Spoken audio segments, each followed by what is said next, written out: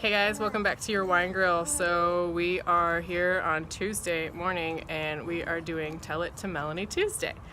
So I am here at the playground taking my baby for a stroll.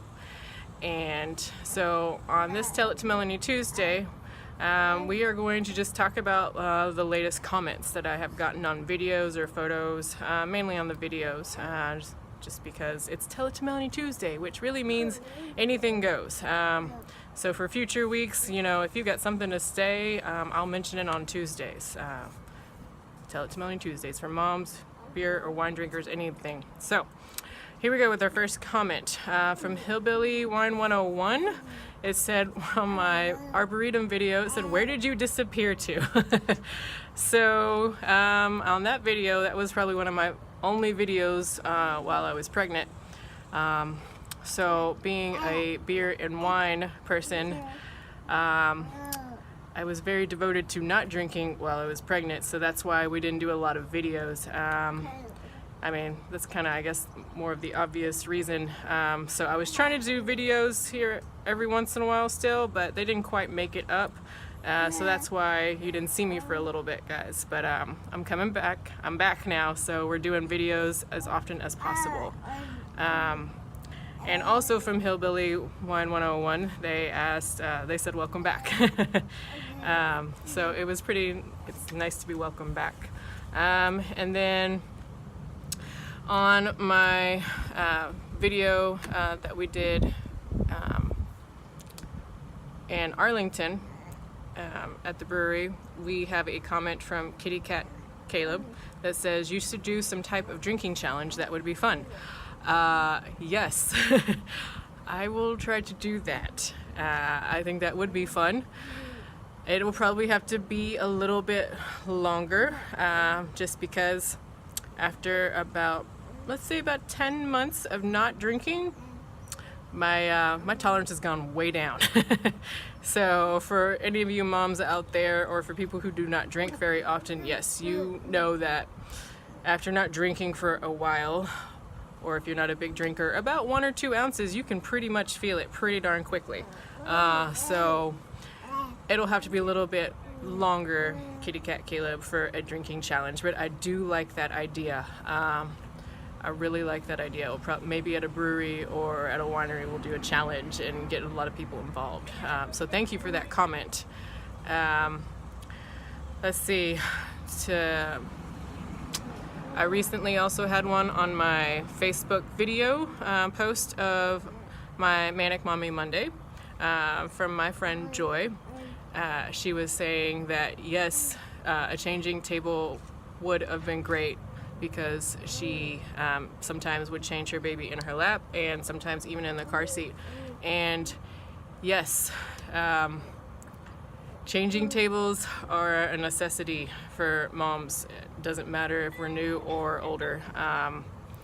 It is a necessity, and sometimes when you have to do that in the car or in the car seat or changing them in your lap, it makes it a little bit personally more unstable and just at a higher risk, I think so, for the baby. I mean, they need to be on a flat surface, and they need to be on a steady surface, and hopefully a sanitary surface. Well, always a sanitary surface. So I really appreciate that comment, Joy. I know as moms we gotta have to stick together, and I am going to try to do a changing table movement on that. Try to really get people to get more of those involved when we go out.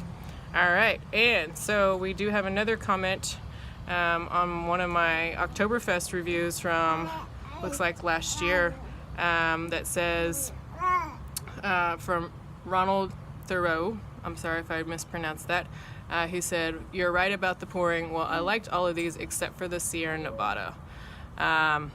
So in that one, I believe I poured it correctly into a glass, and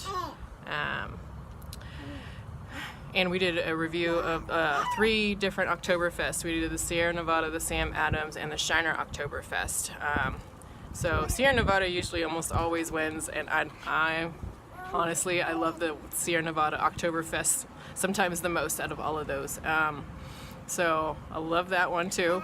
And I believe in that one I did a pouring correctly of how to pour beer in the glass. So on that one, yes, it does make a difference. And if you guys will watch this year's Oktoberfest review on Shiner, I talk about it again. It really makes a difference on pouring your Oktoberfest, or any beer for that fact, correctly into your not solo cup, but a nice beer glass. It doesn't always have to be the right one that matches, even though that is preferred. But if you don't have it, at least pour it into an actual glass, and pour it directly into the center of the glass. Don't do it like, sideways, like right at the edge, like how they do when they pour from taps, at a bar or something like that.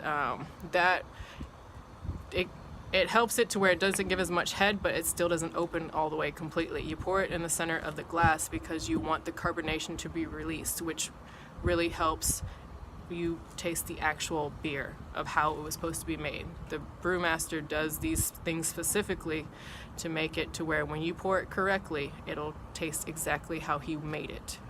So pour it directly in the center of the glass. Let that head come out, but just don't pour it too fast. Just pour it at average speed. And that head will open up. You'll smell all of the aromas. It'll be absolutely delicious. So thank you for that comment, Ronald. Really appreciate, guys, all of your comments, and keep them coming, because this helps me. This lets me connect with you guys more and more, lets me know what you want. So any of your comments, I really appreciate, even the ones out there that honestly sometimes I get some. I had one on my community 4th anniversary bash video that did not quite make sense, but I'll take them. I love all your comments, guys. You mean so much to me when y'all leave comments. I really appreciate it. So stay tuned next Tuesday for Tell It to Melanie Tuesday, and then continue to stay focused with me throughout the week, because every day we have a new theme and a new place to go. All right, guys, cheers.